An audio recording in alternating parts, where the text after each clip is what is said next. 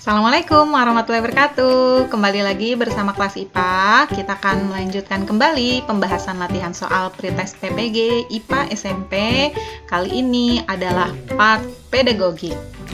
Sebelum dimulai, kita buka dulu dengan basmalah. Bismillahirrahmanirrahim.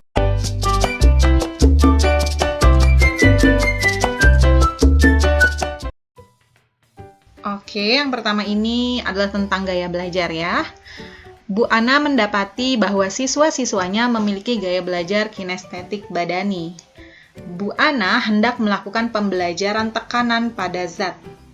Pembelajaran yang sesuai adalah, jadi di sini siswanya kinestetik ya, meminta siswa membaca materi tekanan dan menggarisbawahi kata-kata penting. Bukan ya, kalau membaca ini berarti dia lebih kepada linguistik. Menugasi siswa secara berkelompok untuk menelusuri internet tentang efek ketinggian. Bukan. Menunjukkan gejala kanan, mendiskusikan konsep tekanan dan berlatih soal. Bukan. Meminta siswa menyelidiki pengaruh luas permukaan benda terhadap kedalaman jejaknya bila ditaruh di atas. Nah, ini yang sesuai dengan tipe anak kinestetik, karena dia akan praktik langsung dengan memeriksa atau menyelidiki dengan jejaknya sendiri.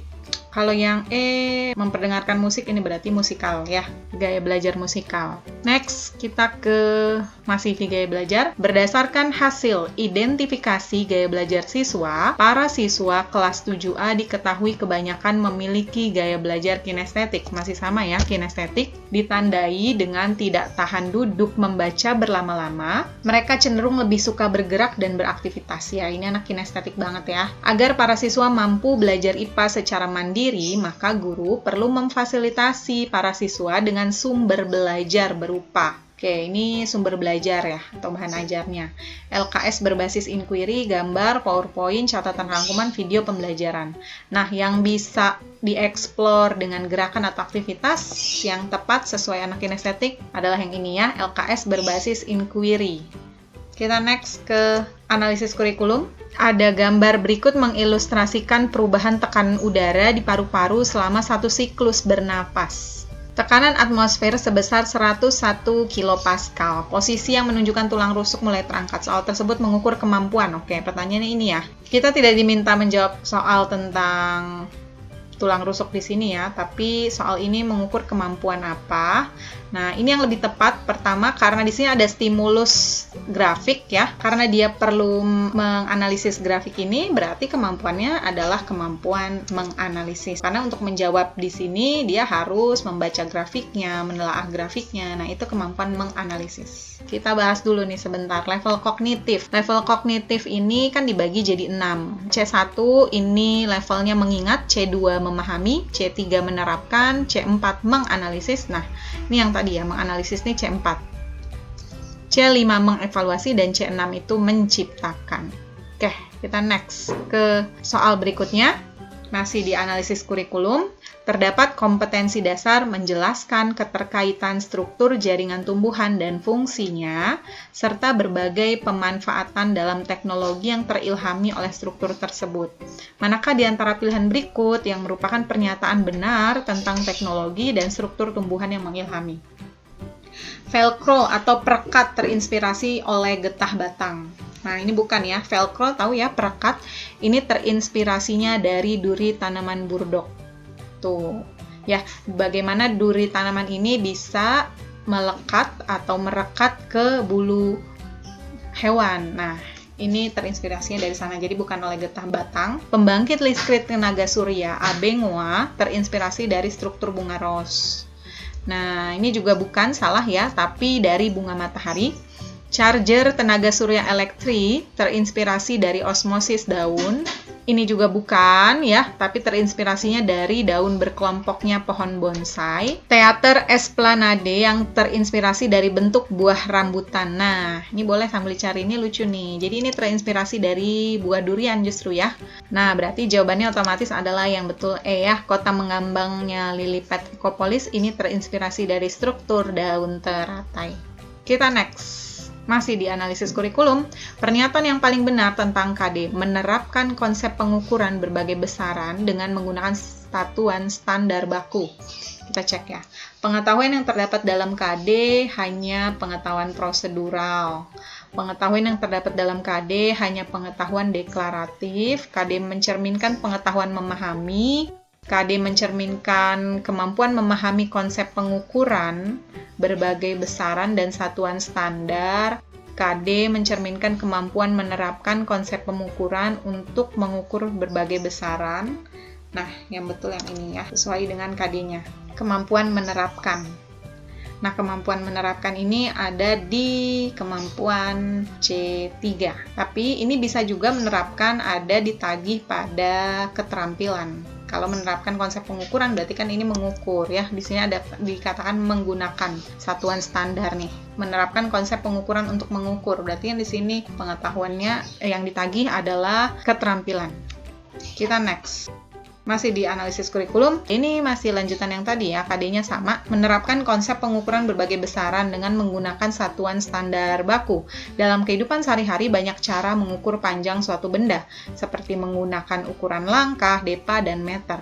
Di antara pilihan berikut yang merupakan indikator pencapaian kompetensi berpikir tingkat tinggi adalah, kita cek nih satu-satu ya, menganalisis kata kuncinya. Menganalisis ini tadi adalah C4, menjelaskan. Kata kuncinya menjelaskan, ini masuk dalam memahami, jadi turunan dari memahami ini adalah C2. Yang C juga masih menjelaskan, kemudian menjabarkan. Nah, menjabarkan cara menggunakan penggaris untuk mengukur panjang benda. Nah, yang sesuai itu yang ini ya, menjabarkan. Sementara yang E ini menyebutkan adalah mengingat, jadi C1. Kita cek nih, jadi indikator yang sesuai dengan kemampuan KD menerapkan, tadi sebelumnya kita udah bahas ya, ini kan adalah menjabarkan cara pengukuran atau mengukur. Nah, untuk aspek melakukan pengukuran ini, biasanya ditagihnya melalui KD keterampilan atau K4. Kita next. Masih di analisis kurikulum, sebuah kompetensi dasar KD berbunyi sebagai berikut. Menjelaskan konsep usaha, pesawat sederhana, dan penerapannya dalam kehidupan sehari-hari, termasuk kerja otot pada struktur rangka manusia. Indikator esensial yang paling tepat untuk KD tersebut adalah menghitung keuntungan mekanik pesawat sederhana dalam kehidupan sehari-hari, termasuk kerja otot pada struktur rangka manusia. Menjelaskan pengertian usaha, membuat pesawat sederhana, milih pesawat sederhana paling efisien. Nah, yang lebih tepat yang A tadi ya, indikator yang sesuai dengan KD di sini. Jadi menghitung keuntungan mekanik pesawat sederhana dalam kehidupan sehari-hari termasuk kerja otot pada struktur rangka manusia.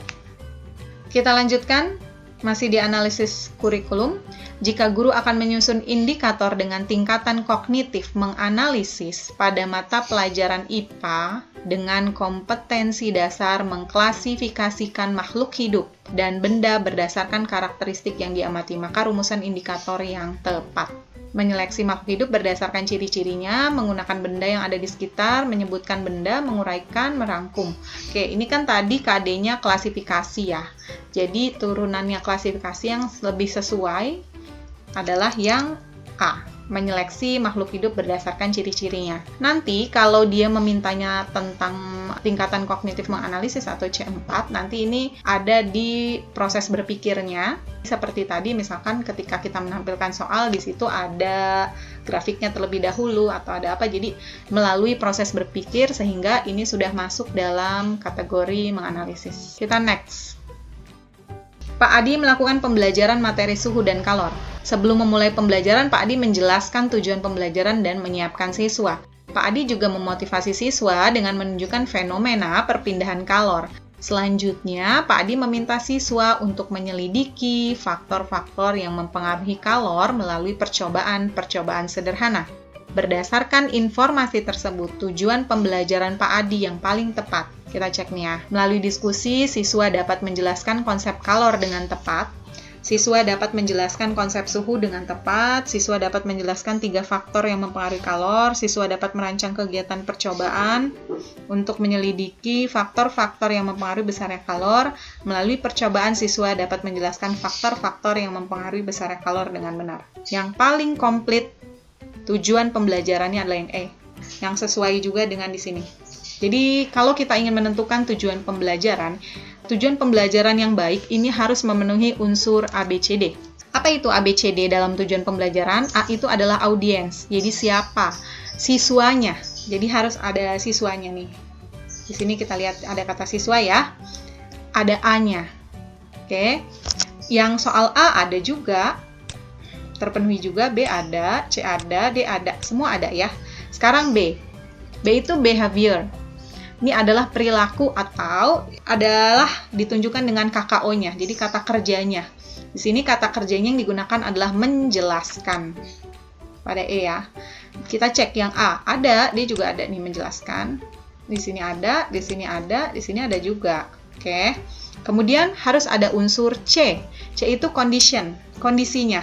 Jadi untuk tercapainya itu dilakukannya melalui apa? Di sini melalui percobaan. Ya, kondisinya dilakukan melalui percobaan.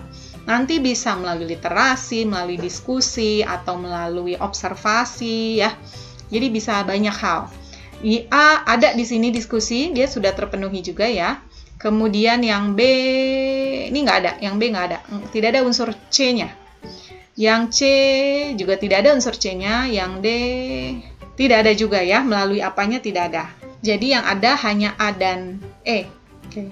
Kemudian D-nya itu degree atau kriteria. Kriterianya itu dengan benar kalau di sini. Atau boleh juga disebutkan misalkan kalau dengan angka tertentu misalkan dapat menyebutkan faktor-faktor sebanyak 3. Nah, itu juga boleh termasuk dalam degree. Yang A ada juga di sini ya, dengan tepat kan sama juga. Jadi A juga terpenuhi. Tapi kenapa kita pilihnya E bukan A? Karena balik lagi ke soal, di sini Pak Adi itu meminta siswa melalui percobaan. Lihat di sini ya.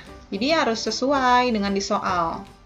Dia mintanya melalui percobaan. Makanya yang A, walaupun terpenuhi unsur A, B, C, D, tidak kita pilih karena di sini melalui diskusi. Jadi sudah salah di situ ya. Kita next ke prosedur pembelajaran. Sebuah KD berbunyi, menjelaskan konsep listrik statis dan gejalanya dalam kehidupan sehari-hari, termasuk kelistrikan pada sistem saraf dan hewan yang mengandung listrik. Untuk mencapai KD tersebut, Bu Noni membuat rencana pembelajaran dengan menerapkan pendekatan saintifik 5M dalam konteks kehidupan sehari-hari sehingga mudah dipahami dan memotivasi siswa. Berikut ini kegiatan apersepsi. Oke. Ini kegiatan apersepsi masuk dalam kegiatan pendahuluan ya. Jadi pendahuluan itu terdiri dari apersepsi, motivasi, bisa juga dengan pemberian acuan. Kemudian baru kita bisa masuk pada kegiatan inti. Nah, untuk memenuhi KD ini, apersepsi yang paling tepat, kita cek ya.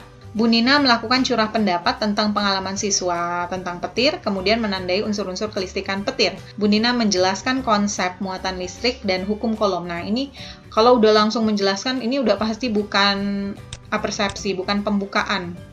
Masa baru awal-awal sudah menjelaskan ya.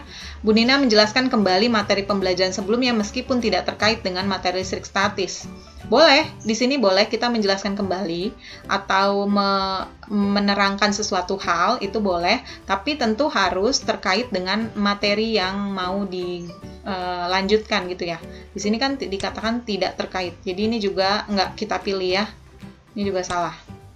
Yang A, ini boleh nih, boleh. Tapi kita lihat, ada yang lebih benar nggak tuh ya?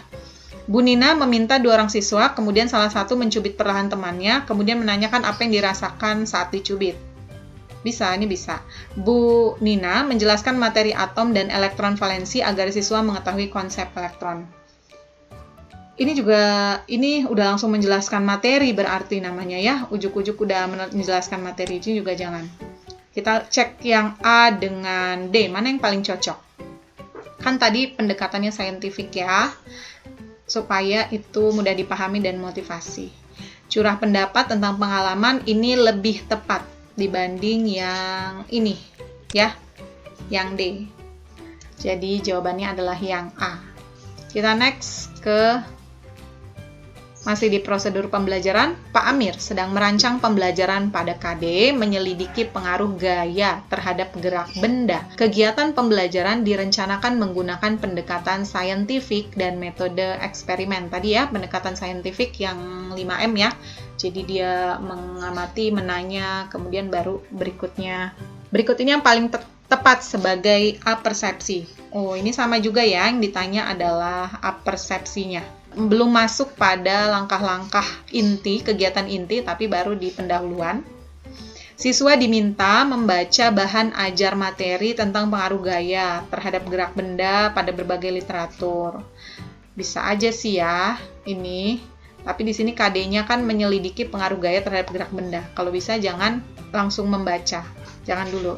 Menjelaskan pengaruh gaya terhadap gerak benda di depan kelas termasuk materi pembelajaran. Wah, ini udah langsung diminta menjelaskan materi. Jangan berarti ya. Mengorientasi siswa tentang gaya dalam kehidupan sehari-hari, kemudian melakukan tanya jawab atau curah pendapat tentang pengalaman siswa. Nah, ini lebih cocok nih. Kita lihat ada lagi yang lebih cocok.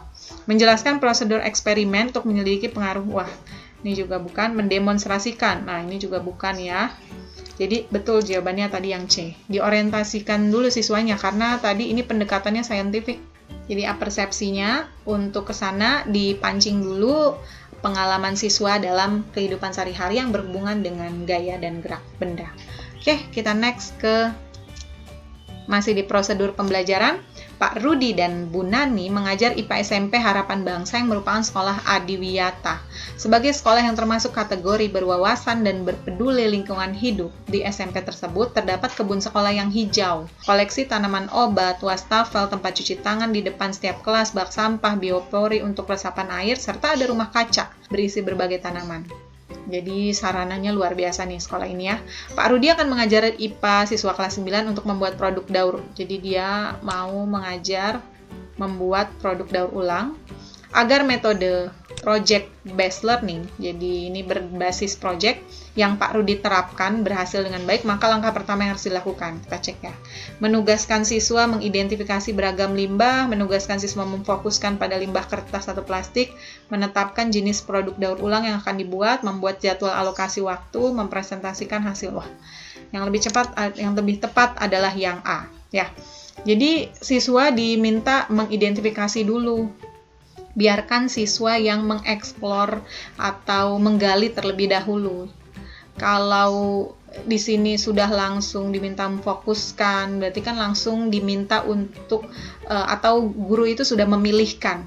Nah, di sini diidentifikasi dulu. Pilihannya itu ada di siswa. Oke, jadi dia harus mengamati lingkungannya dulu. Oke, kita lanjutkan nanti ke part berikutnya ya. Sampai di sini dulu part 1 pedagogik, semoga bermanfaat. Alhamdulillahirrabbilalamin. Memutus asa terhadap manusia adalah kemerdekaan. Menyambung harap kepada Allah adalah kehidupan. Kelas IPA pamit. Assalamualaikum warahmatullahi wabarakatuh.